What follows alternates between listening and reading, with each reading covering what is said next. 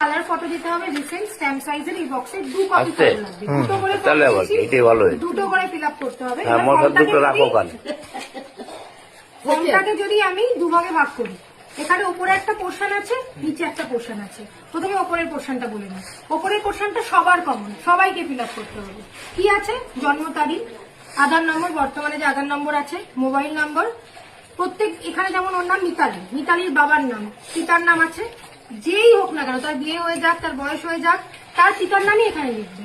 তারপরে পিতার এপিক নম্বর, পিতার এপিক নম্বর 2025-এর যদি থেকে থাকে সেটা লিখবে, যার নেই সে লিখবে না। তারপর মায়ের নাম, মায়ের এপিক নাম্বার মানে ভোটার কার্ডের নাম্বার, থাকলে লিখবে, না থাকলে লিখবে না। এরপরে স্বামী বা স্ত্রী যদি থেকে থাকে তার নাম আর তার ভোটার আইডি কার্ডের নাম্বার। হয়ে গেল 2025-এর অংশটা। এবার যে নিচের পোর্শনটা রয়েছে, এটা হচ্ছে গিয়ে যাদের 2002-এর ভোটার রোলের নাম আছে তারা এই দিকটা ফিল আপ করবে। আর যাদের 2002-এর রোলের নাম নেই, যেমন যাদের বয়স একটু কম, তাদের এখানে থাকবে না। 2002-এর রোলে তাদের নাম নেই, তাদের মা অথবা বাবার নাম আছে, মা, ঠাকুর, দাদা, ঠাকুমার নাম আছে, তারা এদিকটা ফিল আপ করবে। যেমন এখানে আমি কথা বলি, মিতালি ঘোষ, এর মনে হচ্ছে বয়স বেশি হয়নি, ওর এদিকটা ফিল আপ করতে হবে।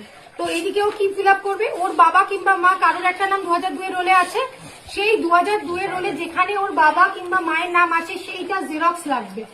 সেই জেরক্স অনুযায়ী তার পিতার নাম, যদি পিতার নাম রোলে থাকে 2002-এর, তাহলে বাবার নাম, যদি মায়ের নাম থাকে মায়ের নাম, পিতার নাম করলে সব থেকে ভালো, যেহেতু এখানে পিতার নামই হয়তো এপিক নাম্বারটা হয়েছে, তো এপিকটা হয়েছে, তো এখানে পিতার নাম, পিতার এপিক নাম্বার, এখানে আত্মীয়র নাম।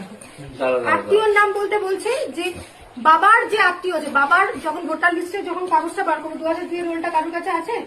হ্যাঁ,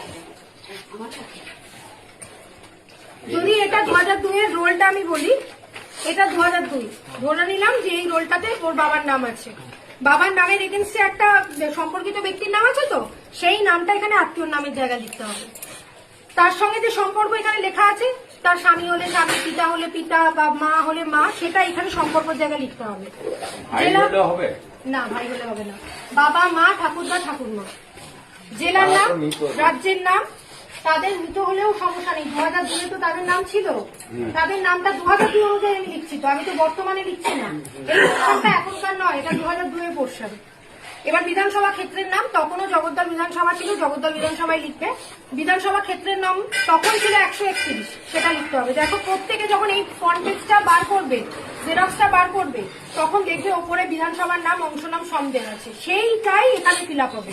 এই যে বিধানসভা ক্ষেত্রের নাম নেই, তাই তো? হ্যাঁ, এটা যাদের নাম নেই, তার বাবার বা মায়েরটা ফিল আপ হবে। তোমাদের এটা ফিল আপ হবে, তোমাদের নিজের